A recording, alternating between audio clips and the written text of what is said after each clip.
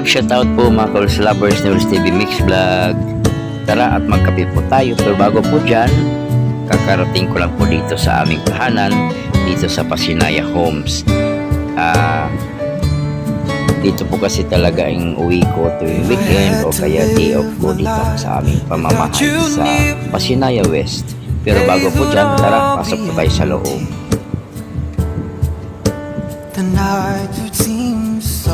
Ayan, nasa loob na po tayo na aming tahanan. Pero bago po dyan, kailangan po muna magpasalamat sa aking caretaker dito po sa aming pamamahay. Walang iba po, si Papa God po ang aming tagabantay sa aming mating tahanan. Dapat po namin siya pasalamatan. Thank you po Lord sa paggabay sa aming tahanan.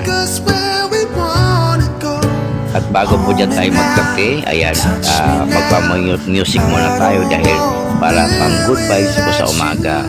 Dahil masarap po kasi magkape pag may music po sa radyo kaysa ating mga Bluetooth speaker. Kaya pakinggan po natin ang mga sarap na tugtugin po ng ating mga playlist. Ayan po.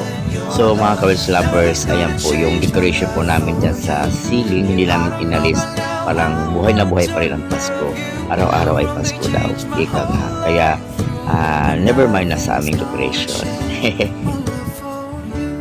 Tara at magtimpla na tayo ng kape kasi kape is life po talaga yan. Hindi na maalis po sa umaga or sa hapon. Basta pag walang kape kasi sa umaga at saka sa hapon parang hindi kompleto yung araw mo. Kaya instead na soft drinks, magkape na lang kasi nga pang ano din kasi ang kape, pang lalo na yung aroma ng kape, maamoy mo talagang sarap po talaga magkape, pang pawi lang po sa pagod. Ayan po, tara kape po tayo mga Kaul's Lovers. Ayan, thank you po Lord God sa aming mating tahanan na ikaw tagabantay po sa aming pamamahay po dito.